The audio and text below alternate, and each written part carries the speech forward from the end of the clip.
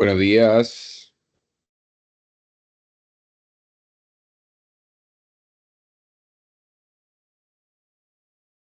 Con John, ¿no? Yo pensé que no había nada. Hola, buenos días. De los fantasmas. Estamos a la hora, así que apenas se conecte, le damos.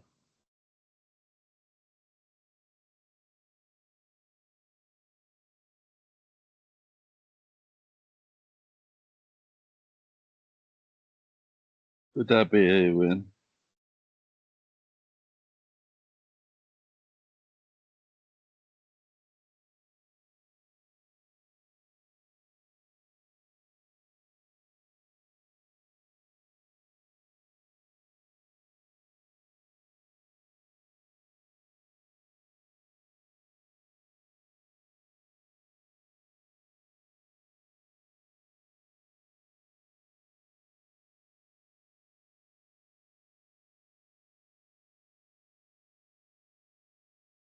Un vale para PD.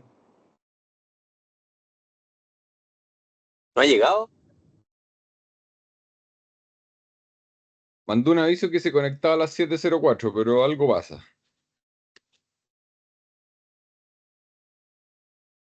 Ahí se le ve, al menos.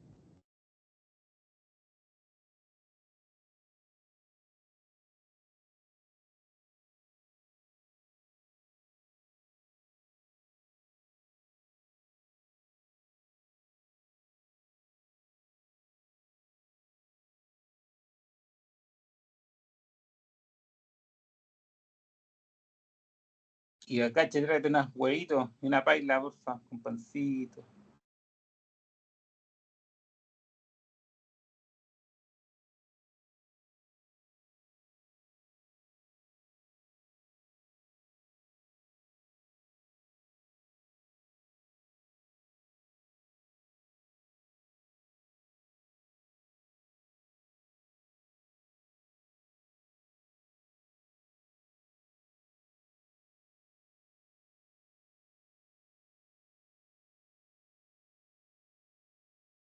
Ya ve,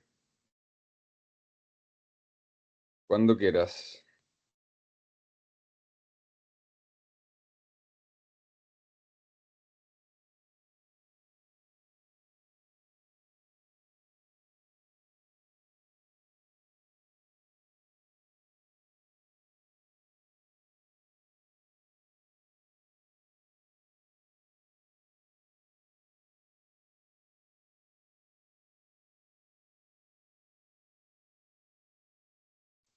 Ahí ven bien la pantalla, ¿no? Sí. Ya, súper. Bueno, buenos días. Hoy me tocó presentar en el Journal Club y elegí este trabajo que fue recientemente publicado en Anesthesiology, que se titula, es el estudio Precision, que estudia los pacientes que presentan un accidente cerebrovascular encubierto tras una cirugía no cardíaca y a una corte prospectiva. Y esto es particularmente en pacientes mayores. Es una presentación cortita en todo caso. Bueno, este estudio fue realizado en China, en 2 hospitales, un complejo hospitalario más bien, como ustedes pueden ver aquí al lado izquierdo. Este es el Beijing Tiantan Hospital. Es un monstruo de la neurocirugía, aparece a nivel asiático, enorme. La verdad es que es bien difícil encontrar. Traté de buscar un poco algunas características del autor principal, etcétera, pero es difícil encontrar características, o sea, son medio herméticos los chinos, no había muchas cosas publicadas, ni siquiera fotos. Lo único que puede encontrar, que lamentablemente, como a veces, muchas veces los apellidos de los autores chinos se repiten. Claro, me dio 3.300 publicaciones. Sin embargo, las más recientes eran bastante parecidas, eran todo en contexto de neurocirugía, uso de dexmedetomidina, estudio de disfunción cognitiva perioperatoria, etcétera, ¿ya? Y el autor principal, este señor Cui. Bueno, vamos de lleno al trabajo. Los accidentes cerebrovasculares perioperatorios en general se dividen en encubiertos, que básicamente es un diagnóstico imagenológico. Estos son son lesiones que aparecen tras una cirugía, pero que no necesariamente presentan síntomas. O expuestos, que son lo que nosotros pensábamos habitualmente como un accidente cerebrovascular, ¿cierto? El paciente que presenta una afasia ¿cómo se llama? Alteraciones neurológicas claras, ¿cierto? Este trabajo lo que estudia fue más bien los accidentes cerebrovasculares encubiertos, es decir, solamente por diagnósticos de imágenes, sin sintomatología clínica. ¿Y qué son estos? Son lesiones nuevas detectadas en imágenes sin sintomatología clínica, ¿ya? Esto, la verdad que no es el primer trabajo que se estudia al respecto, había estudios previos, ¿ya? Uno de los más grandes, publicado en el Lancet del año 2019, el Neurovision, que reportó una incidencia de 7% en más de 1.100 pacientes mayores, pero fue en cirugía no cardíaca y no neurológica. Y en general se ha visto que la cirugía neurológica presenta mayor riesgo de accidente cerebrovascular, pero se desconocen detalles como el tamaño de las lesiones, el volumen y la distribución de estas. ¿Ya? Ahí, por ejemplo, la mano derecha tienen una pequeña lesión en una resonancia post-quirúrgica. Ahora, los factores que determinan si un accidente cerebrovascular son encubiertos o expuestos son básicamente también el tamaño, la localización y la capacidad de identificar los síntomas. ¿Cuál es la gracia un poco de este estudio? Es que le hizo a más de 1.000 pacientes o casi 1.000 pacientes una resonancia nuclear magnética con, se llama diffusion weighting, que es una técnica particular que no ubico mucho de la resonancia, que la gracia que tiene es que identifica accidentes cerebrovasculares agudos de como 10 días hacia atrás del evento, ¿ya? Entonces permite tener esta ventana de visión aguda y identificar lesiones recientes, ¿ya? Los accidentes cerebrovasculares encubiertos se asocian también con disfunción cognitiva preoperatoria, es decir, delirium postoperatorio y la disfunción cognitiva postoperatoria. Acuérdense que el delirium postoperatorio va del día 1 posquirúrgico hasta el día 7 y probablemente la disfunción cognitiva postoperatoria es de ahí en adelante, el día 7 en adelante. Hay otras nomenclaturas, pero por simplicidad vamos a utilizar eso. Y este estudio de Neurovisión dijo que los accidentes cerebrovasculares encubiertos se asociaban con delirium postoperatorio diagnosticado hasta el tercer día, con un hazard ratio, o sea, un tiempo, un evento, un 2.24, ¿ya? Con ese intervalo de confianza, de 1.06 a 4.73. O sea, los pacientes que tenían, o sea, a pesar de no tener sintomatología clínica, pero sí tenían una lesión imagenológica en una resonancia posoperatoria, presentaban mayor incidencia de delirio, ¿ya? Pero este estudio no incluyó pacientes de neurocirugía. Entonces, ¿qué hizo el estudio Precision que estamos viendo ahora? Fue evaluar la incidencia de accidentes cerebrovasculares encubiertos o expuestos en pacientes mayores de 60 años sometidos a cirugía no cardíaca. Además, buscó investigar asociación entre accidentes cerebrovasculares encubiertos y delirium postoperatorio, además de deterioro cognitivo al año, o a los 3 meses y al año. ¿Cómo fue diseñado y cómo fue esta población? Fue un estudio prospectivo de cohorte, multicéntrico, fueron 2 centros académicos en China, desde el año 2018 hasta el 2022, pero con seguimiento al 2023. Como pudieron ver, son unos gigantes de cantidad de pacientes, o sea, mueven mucha cirugía y mucha neurocirugía. Los pacientes fueron mayores de 60 años, sometidos a cirugía electiva no cardíaca.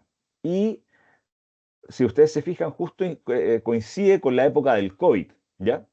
En ese momento, al igual que el resto del mundo, la verdad es que se dio paso más que nada a dar pie o proceder a permitir que se hiciera más fácil la cirugía más urgente. Y la verdad es que para este grupo, por lo menos, consideraban que las neurocirugías, que básicamente eran neurocirugías de causa tumoral, craniotomías, se hicieran. Por lo tanto, a pesar de que al inicio el estudio no estaba pensado como para que incluyera pacientes de neurocirugía, un poco en el camino, por serendipity, un poco decidieron incluir los pacientes neuroquirúrgicos para poder llevarlo a cabo y finalmente la mayor proporción de pacientes en esta población fue pacientes neuroquirúrgicos con craniotomía. A todos estos pacientes se le hizo una evaluación por resonancia nuclear magnética cerebral de accidente cerebrovascular dentro de los 7 días postoperatorios, que este era el desenlace primario, ¿ya? O sea, ir a buscar accidentes cerebrovasculares en los primeros 7 días postoperatorios. Y seguimiento, se le hizo también seguimiento de delirium postoperatorio y evaluación cognitiva a los 3 meses y al año, que era básicamente el desenlace secundario. En cuanto a las variables, se tomaron múltiples variables cognitivas, se utilizó el CAM, se utilizó el Mini-Mental, el MoCA, otra escala que se llama el test de Cognitive Status Scale, el test cognitivo Status Scale, pero telefónico, el Mini-Mental telefónico y el MoCA telefónico también, para el seguimiento básicamente. También se obtuvieron variables de actividades de vida diaria, de calidad de vida, de ansiedad, variables de salud global, fragilidad e incluso dolor.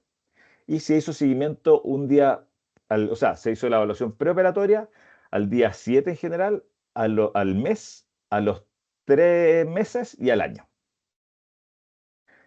En cuanto al análisis estadístico, se hizo un cálculo de tamaño muestral con 1.100 pacientes inicialmente, basado en la incidencia de los accidentes cerebrovasculares encubiertos, que lo calcularon como un 10%, incidencia de disfunción cognitiva perioperatoria de un 20%, con un poder de 80%, un alfa de 5%, y fue estudiado de una cola, porque querían medir cuál era la mínima cantidad posible o sea, como el intervalo de confianza de la izquierda, por decirlo de alguna forma, para pillar una asociación entre disfunción cognitiva postoperatoria y pacientes que presentaran estos accidentes cerebrovasculares encubiertos.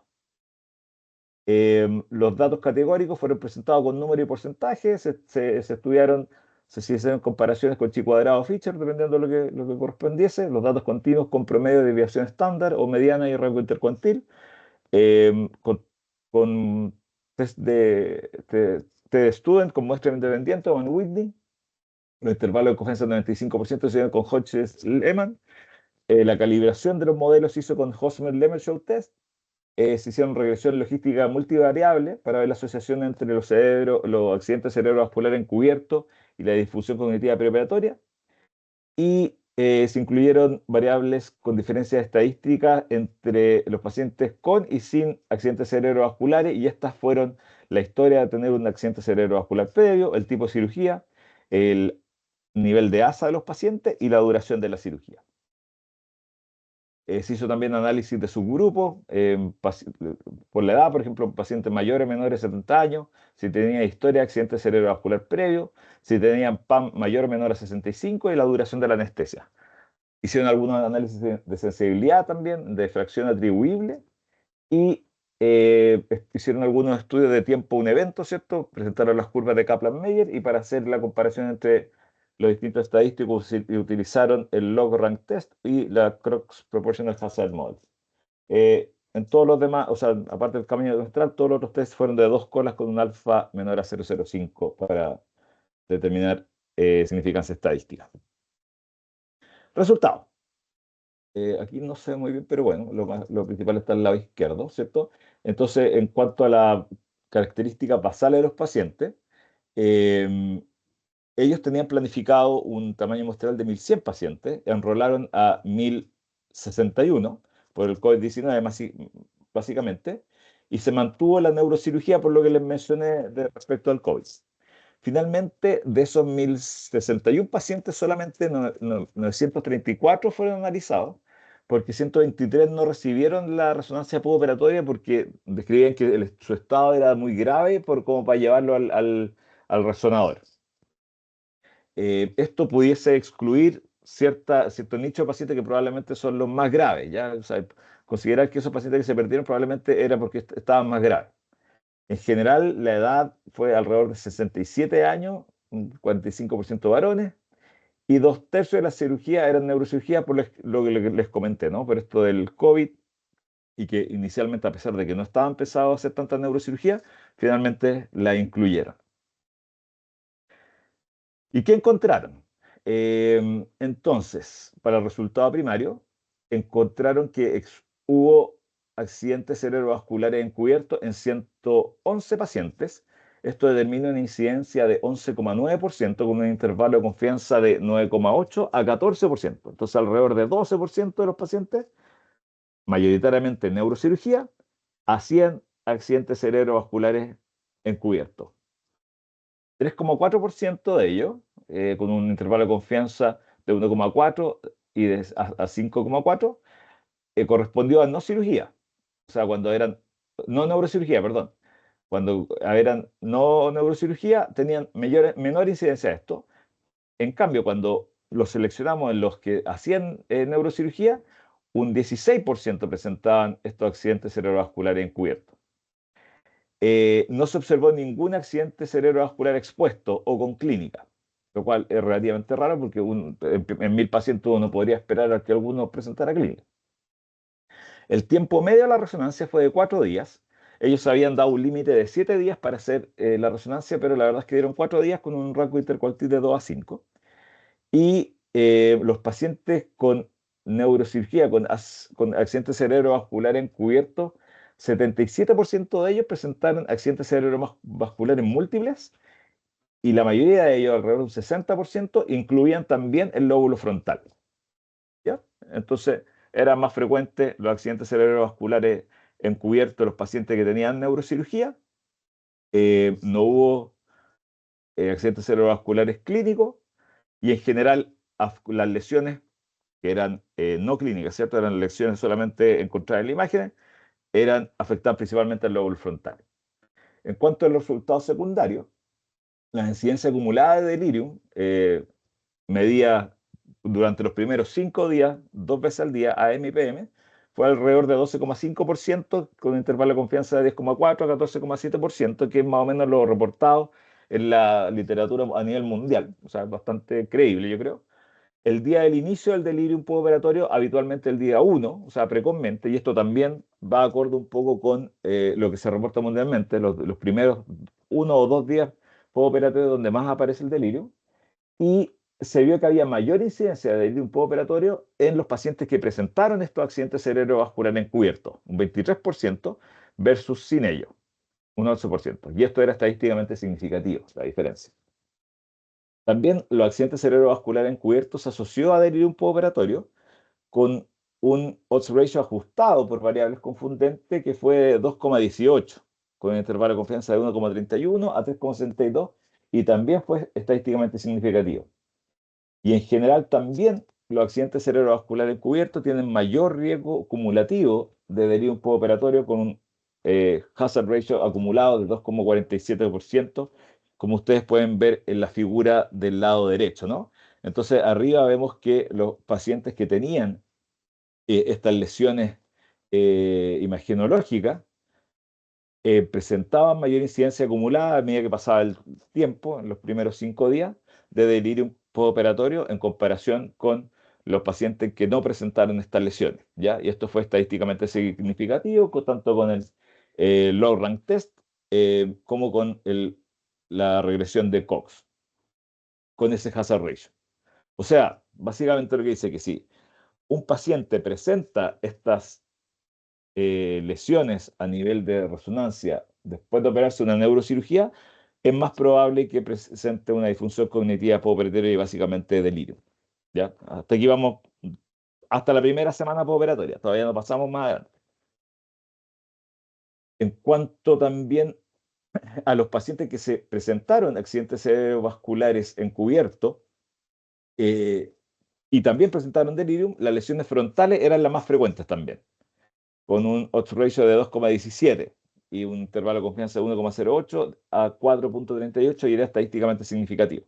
Entonces también los pacientes que tenían accidentes cerebrovasculares encubiertos, que presentaban mayor delirio, habitualmente tenían mayor cantidad de lesiones frontales. y alrededor de 13% de esto, del delirium postoperatorio, fue atribuible a estos casos de accidente cerebrovascular encubierto. Y aquí entra un punto donde uno dice, ya, entonces, ¿qué pasa esto con mi conducta clínica, ¿no? Probablemente en neurocirugía tal vez tengo que aumentar un poco los niveles de mi presión media para evitar, porque esto eran básicamente lesiones isquémicas, ¿no? No estábamos hablando de lesión hemorrágica. Entonces, parece lógico decir, voy a tratar de aumentar el nivel de presión intraoperatoria para prevenir que aparezcan estas lesiones. Entonces, ¿qué hicieron estos tipos? Fueron a estudiar un poco qué pasaba, la relación de la hipotensión o de los niveles de presión arterial media en el intraoperatorio y la incidencia de accidentes cerebrovasculares encubiertos postoperatorios. ¿Qué encontraron? En los pacientes, compararon primero los pacientes que presentaron una PAM mayor a 75 milímetros de mercurio versus menor a 65 milímetros de mercurio. O sea, básicamente pacientes que lo tenéis bien perfundido, o sea, sobre 75 y unos que están hipotensos, ¿ya? Y encontraron un odds ratio de 1,3, pero sin ser estadísticamente significativo, con un gran intervalo de confianza que pasa por el 1. Entonces, al parecer, tener al paciente hipotenso versus tenerlo bien perfundito, no pasa nada. ¿Qué pasa si estrechamos un poquito más esta relación? Es decir, comparamos los que tienen una PAM de sobre 75 versus mayor a 65, pero menor a 75, pasa algo similar. La verdad que le dio un odds ratio de 1, con un intervalo de confianza que pasa por el 1, con una P que no era estadísticamente significativa. Entonces, según, no estoy diciendo que mantengan hipotensos a los pacientes neuroquirúrgicos, lo que estoy diciendo es que al parecer, en esta relación, los niveles de presión, no existiría una asociación entre los niveles de presión intraoperatoria y la aparición de estas lesiones focales postoperatorias que se relacionan con disfunción cognitiva postoperatoria. Lo que sí encontraron, que fue eso un poco sorprendente para mí, es que el uso de esteroides preoperatorios sería protector de accidente cerebrovascular encubierto, con un odds ratio protector menor a 1, ¿cierto? De 0,28, con un intervalo de confianza que queda entre 0,13 y 0,59, y de delirium postoperatorio con un odds ratio de 0,26, con un intervalo de confianza que va de 0,12 a 0,59, ambos con una P de 0,001. ¿Qué pasó ahora más adelante en el tiempo? Cuando nos vamos un poquito más allá y vamos a mirar después de la semana, vamos a los 3 meses y al año, ¿no? Entonces, estudiaron la incidencia de disfunción cognitiva postoperatoria a los 3 meses y encontraron que era alrededor de 20%, y a los 12 meses que también encontraron que era alrededor de 19%, ¿ya? Y lo que era un poquito esperable, ¿no? Encontraron que todavía había una asociación entre los accidentes cerebrovasculares encubiertos y la disfunción cognitiva postoperatoria en todos los modelos multivariables ajustados, tanto a los 3 meses, 12 meses e incluso mayor al año, ¿ya? O sea, los pacientes que presentaban estas lesiones presentaban mayor cantidad de delirium y mayor cantidad de disfunción cognitiva postoperatoria a los 3 meses, al año y mayor a un año, ¿ya? Todos con odds ratio que dan alrededor de 2, y algo, 2,5 más o menos, y todo estadísticamente significativo. Y también vieron que los cuestionarios de calidad de vida y salud global fueron peores en los pacientes que presentaron estos accidentes cerebrovasculares encubiertos al día 7 postoperatorio. Ya. ¿Hay alguna pregunta hasta acá en cuanto a la metodología o no? ¿Sigo nomás? Sigo. Entonces, en cuanto a la discusión, los accidentes cerebrovasculares encubiertos son frecuentes, 1 de cada 9 pacientes mayores, tras cirugías mayores no cardíacas, que son mayoritariamente craniotomía, y tienen un impacto clínico significativo al considerar que aumentan el riesgo de delirium postoperatorio y disfunción cognitiva postoperatoria a largo plazo, es decir, desde 3 meses al año e incluso mayor a un año. Y esto parece fundamental desde el punto de vista de la relevancia para el monitoreo postoperatorio e investigación de estrategias preventivas. Esteroides, por ejemplo, al parecer aquí lo encontraron como que había una asociación. No sabremos si realmente hay una causalidad, pero pudiese ser protector. Em, En cuanto al análisis crítico del trabajo, las fortalezas fue un diseño prospectivo con una resonancia estandarizada, un tamaño muestral robusto, casi 1000 pacientes, muchísimo. Se hizo evaluaciones cognitivas validadas con escalas súper reconocidas, con asociaciones ajustadas por variables confundentes, y la estadística me pareció bastante sólida. aunque las limitaciones son una alta proporción de cirugía neurológica, craniotomía, lo que en general inicialmente no estaba pensado, pero finalmente yo creo que fue una cosa que hizo destacar este trabajo, porque no había trabajos así, ¿ya? Lo que sí limitaría los resultados, la aplicación de estos resultados en otras poblaciones, ¿cierto? En pacientes que no tienen cirugía cerebral. Son 2 centros, pero ambos en China, y pudiese haber cierto sesgo geográfico y en la práctica clínica. No se evaluaron mecanismos fisiopatológicos ni estratificación detallada del factor de riesgo, por ejemplo, la presión intraoperatoria, la fragilidad, etc. Y la resonancia nuclear magnética detecta las lesiones, pero no lo explica, ¿cierto? No sabemos la verdad. Lo que uno pensaría inicialmente puede ser que el paciente estuvo muy hipotenso en el intraoperatorio, pero vimos que eso ya no. ¿Qué serán los retractores? ¿Alguna técnica en particular? No lo sé muy bien. Entonces, ¿cómo prevenirla? La verdad es que es difícil saberlo. ¿Cuáles son las implicancias clínicas de esto? Perdón. Hay una posible necesidad de monitoreo neurocognitivo rutinario y o señales tempranas de accidentes cerebrovascular encubierto. Hay que evaluar estrategias preventivas en el perioperatorio, control hemodinámico, el tiempo quirúrgico, evaluar otras estrategias de neuroprotección, ampliar estudios hacia poblaciones más heterogéneas y cirugías distintas a las neurológicas, e investigar si ciertos fármacos o intervenciones intraoperatorias podrían reducir su incidencia, ¿no? Probablemente los esteroides son los que tienen mayor cabida por ahora. Y este trabajo sacó una editorial y también uno de estos esquemas resúmenes eh, que destacan un poco, por ejemplo, el lado izquierdo, que estos accidentes cerebrovasculares encubiertos fueron sustanciales, alrededor de un 12% en pacientes mayores de 60 años que iban a cirugía no cardíaca, principalmente neurocirugía, y estaban asociados con desenlaces clínicos relevantes en el postoperatorio. Entonces, es algo que yo creo que hay que empezar a mirar. Y al lado derecho pueden ver como el resumen de este estudio, ¿no? De forma gráfica. Ahí ven que alrededor del 65% de los casos eran cirugía, eh, neurocirugía. No hubo eh, accidentes cerebrovasculares clínicos, estuvieron alrededor de 12% de encubierto, y estos se asocian a mayor incidencia de delirium y de difusión cognitiva postoperatoria. Y la gran mayoría de las lesiones estaban a nivel frontal, ¿ya? Entonces, lo que concluye esta imagen es que este tipo de lesiones son comunes y clínicamente significativas en el sentido de que presentan sintomatología y generan las complicaciones asociadas a ellas. ¿Ya? Eso es lo que les quería contar. Eh, los dejo entonces, dejo el micrófono abierto para preguntas o discusiones o comentarios. Lore, ¿cómo estás, Lore? Hola, ¿se escucha? Bien, gracias. Sí, Lore, se escucha perfecto. Dime. Tengo una duda con el tema de la hipotensión, porque igual es como contra lo que uno pensaría, ¿no es cierto? Ujú. No sé si eso puede tener que ver con que no alcanzaron el N y no se pudieron ver diferencias. La verdad es que con el N que tienen, yo creo que no. Porque mira, vamos de vuelta a otra. O sea, es tremenda. O sea, primero 1000 pacientes es bastante. Y lo otro, que si tú revisáis el tamaño del efecto, que, que es 1,3, es muy cercano a 1. Y el intervalo de confianza es bien ancho. Entonces, la verdad es que pareciera ser que no estuviese relacionado. No creo que sea una cosa de N más bien. ¿Ya? A Y si pesar de tuviese que. que no se alcanzó el calculado, esa es mi duda.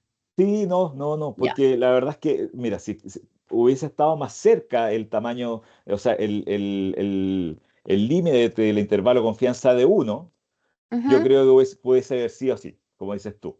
Pero la verdad es que como es tan amplio, si va desde ser protector hasta pasarse de largo por sobre 2,59, es poco probable que tenga que ver con N, o si es así, tiene que ser una diferencia muy, muy menor. Entonces probablemente el odds ratio va a ser de 1,001, no sé, una cosa así. Entonces es difícil compararlo, o sea, es difícil pensar, yo creo que va por ese lado. Ya, Eh, perfecto. Me tinca que va más bien por algo quirúrgico, así de guata, no, sin así, como que Ujú. tal vez, no sé, algún tipo de retractor, algo de ese estilo, pudiese estar un poquito más relacionado. Esto no implica que yo diga que hay que tener hipotenso en los pacientes neuroquirúrgicos. No, claro. Sino- Ya. pero lo que digo es que al parecer estas lesiones y su asociación después con disfunción cognitiva postoperatoria, al parecer no tendrían mucho que ver con la hipotensión, lo cual encuentro súper interesante desde un punto de vista clínico de este estudio. No sé si respondí tu pregunta. Sí, perfecto. Gracias. Gracias, Lore. Estaba Julito, creo. Julito, y después René. Sí, con respecto a lo mismo, este mes también publican otro artículo en el Anesthesiology que busca la relación entre el delirium y la hipotensión intraoperatoria y encuentra los mismos Sí. resultados, que Sí. en hipotensión no se relaciona e incluso lo relacionaron un poco más con hipertensión, que ahí como que Sí. no lo podían explicar muy bien. Pero Sí. claro, llama mucho la atención. Cuando lo leí también tuve la misma, la misma reacción que la Lore. No, uno pensaría al revés. Claro, ese estudio lo buscaba como la temporalidad, y hace como un gráfico así como una línea un poquito curva hacia arriba, ¿no? Y claro, tampoco encontraron mayor diferencia en niveles de presión intraoperatoria con la aparición de delirium postoperatorio, que es algo que muchos de nosotros pensábamos que podía pasar. Y fue un estudio grande también, si mal no recuerdo. Pero bueno, ahí probablemente harina otro costal. Gracias, Julito. ¿René? Yo creo que el trabajo es interesante en términos de que demuestra marcadores de posibles situaciones clínicas que van a impactar en forma negativa a nuestros pacientes en el postoperatorio a mediano y largo plazo, ¿ya? Tal como podrían ser las troponinas desde el punto de vista de la parte cardiovascular y en este caso también. Lo difícil acá es cuando no hay una detección de qué cosas en realidad podrían ser factores protectores y no más allá de los corticoides que tú nombraste, ¿ya? Pero sí, hay que empezar a poner atención y eventualmente saber que hay una serie de pacientes que si bien no sabemos todavía en el intraoperatorio qué cosas podrían manejarse para poder lograr un mejor resultado, sí se pueden tomar medidas explícitas en el postoperatorio para aprovecharse la neuroplasticidad cerebral y eventualmente disminuir el efecto a largo plazo de este tipo de situaciones. Yo creo que ese es el mayor aporte que hace. Empieza a mostrar que ese marcador, ahora, un marcador muy caro, como poder implementarlo en todos los pacientes. Pero la tecnología en general podría ir evolucionando hacia poder tener disponibilidad más fácil y poder hacer resonancias y ver la costo efectividad de eso. Claro. Sí, perfecto. Gracias, René. Ahí, bueno, una cosa también que mencionaban un poco, que es difícil asignar realmente la causalidad por una cosa temporal del tiempo en que se hizo la resonancia. Porque sabían un poco que los pacientes, o sea, no se hicieron estudios preoperatorios. O sea, pudiese haber que alguno que tuviese alguna lesión previa hubiese pasado, pero en general, como el tipo de imagen detecta lesiones de 10 días, lo más probable es que si es que hubo una lesión, fuese dentro de los 10 días previos a la resonancia. En general, a pesar de que tenían una ventana de 7 días para hacer la resonancia, en promedio o mediana desviación estándar se hizo alrededor del día 4 la resonancia. Entonces, la verdad es que no sé si te entendí. Contigo, Pérez. Sí, no, si este era un comentario extra. Causalidad Sí. tiene que ver, sí. Yo creo que no hay una cosa que tú puedes decir, estos pacientes se deterioran porque tienen un evento y esa es la causa de su deterioro cognitivo. Que como todos sabemos, una cosa que es multifactorial finalmente, no se lo puede en gran parte atribuir a una sola cosa. Pero igual como las troponinas, no es porque suban las troponinas que los pacientes se complican más, sino que terminan siendo marcadores que te podrían determinar que ese paciente requiere un cuidado especial en el postoperatorio.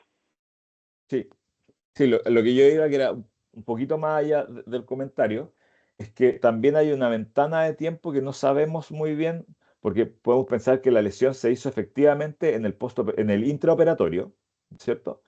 Pero hay una ventana en general del día 1 al día 4, por ejemplo, que eso no fue medida, la presión no fue medida nada, y en general, la gran mayoría de los pacientes recibieron su resonancia el día 4. Entonces, tal vez el cuidado postoperatorio tiene que ser más estricto, no lo sé, ¿ya? Insisto, es difícil saber, porque si tú, estrictamente hablando, quisiera ir a investigar un poquito más allá, tal vez la resonancia debiese ser a la salida del pabellón, por ejemplo, pensando que el evento fue intraoperatorio. Pero eso no fue así y es difícil llevarlo un poquito más allá. Entonces, para si mejorar De el acuerdo. cuidado intraoperatorio o el postoperatorio. Sí, estoy de acuerdo contigo. Tienes toda la razón. Sí, de hecho, en el postoperatorio inmediato, donde actualmente tenemos un cerebro que está en una situación mucho más crítica y mucho más lábil a cualquier noxa externa. Tienes toda la razón. Y lo otro es que nosotros estamos en general al lado del paciente pegado uno a uno. Después en la UCI, efectivamente hay cuidado en la UCI, está bien, pero no es yo creo que es un cuidado un poco menos estricto que el que nosotros damos en pabellón, ¿ya? Me imagino que pueden haber con mayor facilidad ciertos episodios de hipotensión u otras cosas que no sabemos, pero es una apuesta, ¿no? Doctora Cavalieri.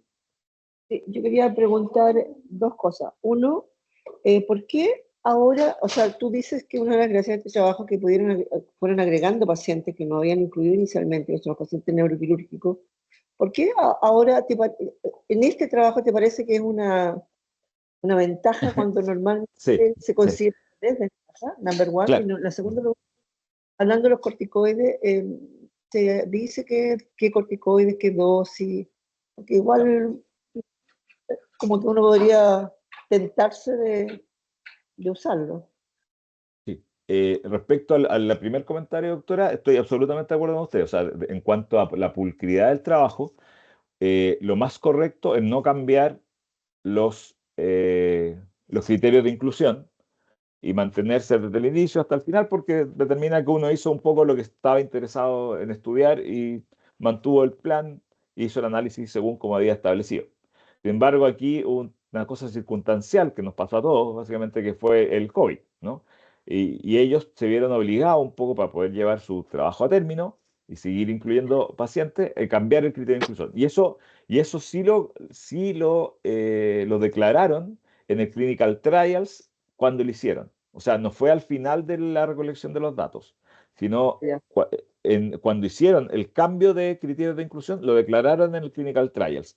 Tiene que haber sido por ahí por el 2019. Y eso determinó, por suerte básicamente, la inclusión de un 60% de pacientes, 65% de pacientes neuroquirúrgicos. Cosa que también era bastante interesante porque no habían otros trabajos de este estilo que incluyeran pacientes neuroquirúrgicos. En general lo excluían. Entonces, pues, siendo una cosa un poco al azar o de suerte, no sé, finalmente tuvieron que incluir estos pacientes y les resultó que estudiaron a una población determinada y encontraron estas diferencias. En cuanto a los corticoides, la verdad es que no vi mayor detalle de qué tipo ni qué dosis. No. Pero, bueno, en neurocirugía es bastante común, sobre todo para las lesiones tumorales, que utilicen corticoides preoperatorios, un poco para el edema peritumoral, etc. Y andan bien. Pero no me fijé la verdad o no pillé el detalle de qué corticoide utilizan y en qué dosis. Gracias. René, o sea, Peña. Buena, Tiene P. mascarilla. Interesante el trabajo. Yo tenía una duda que no sé si la contestaron, tuve que contestar una llamada telefónica, pero en relación justamente a los corticoides, porque igual esto es interesante porque hay algún grado de evidencia que claramente es menos robusta que la que estáis mostrando tú por el tamaño de los trabajos y el número de pacientes. En otras cirugías, particularmente, por ejemplo, en cirugía traumatológica, en donde la utilización de corticoides disminuye, digamos, también el delirio postoperatorio, ¿ya? Y ahí, bueno, lo atribuyen un poco a efectos sobre la neuroinflamación secundaria a las embolías y toda la lesera. Entonces, quería saber tu opinión, sorry si te estoy repitiendo, pero respecto a la utilización de corticoides, no pensando tanto en las dosis altas que muchas veces se utilizan en neurocirugía, pero sí en el contexto de los 8 o 4 miligramos de dexametasona que uno le chanta de repente a los pacientes, digamos, y que va un poco en la línea de lo que en los otros trabajos más en el área traumatológica que me ha tocado revisar, se menciona. ¿Qué dirías tú? Porque suena como, chuta, o sea, ocupar 2 ampollas de hexa para disminuir y tener estos impactos, si es que es efectivamente el efecto de los corticoides, suena como bien atractivo, digamos, desde el punto de vista de prevención. Sí, la verdad es que, bueno, tú lo estás mencionando, dentro de las teorías fisiopatológicas de la aparición de los desórdenes cognitivos perioperatorios, probablemente la inflamación es una de las más potentes, Y ahí, de hecho, es la neuroinflamación, ¿no? En teoría, hay diversas teorías, pero por ejemplo, cuando se produce daño periférico, se liberan algunas sustancias que se llaman DAMPs, que pueden ir a alterar la permeabilidad de la barrera hematoencefálica y eso a su vez ir a permitir el paso de algunos mediadores inflamatorios hacia el sistema central y esto desencadenar estos desórdenes. Suena súper atractivo y de hecho ese sería uno de los argumentos porque algunos mencionan por qué la dexmedetomidina pudiese servir, ¿no? Tendría como algún rol como también a nivel de disminuir la respuesta de estrés, ¿no es cierto? Al acoplarse a los receptores adrenérgico presináptico, básicamente disminuiría la liberación de catecolamina y permitiría un poquitito disminuir la neuroinflamación. Sin embargo, yo no recuerdo, o sí que leí, creo que no he visto que hayan sido efectivos los corticoides así propiamente tal para el delirium postoperatorio. No me acuerdo honestamente, Feña, si es que hay un estudio así puntual. Creo que sí, y me parece que la respuesta es no, pero lo puedo buscar. Pero sí, suena interesante, porque bueno, como tú lo mencionas, ponerle una Dexa más parece bastante costo efectivo. Y si Sí, po. tuviese, si tuviese un efecto en esto, sería muy bueno. Pero lo voy a buscar, Gracias. no tengo la respuesta en este minuto en mi cabeza. Gracias. No sé si la doctora Cavalieri quedó con la mano arriba o... No, yo creo que quedó con la mano arriba. ¿Alguna otra pregunta?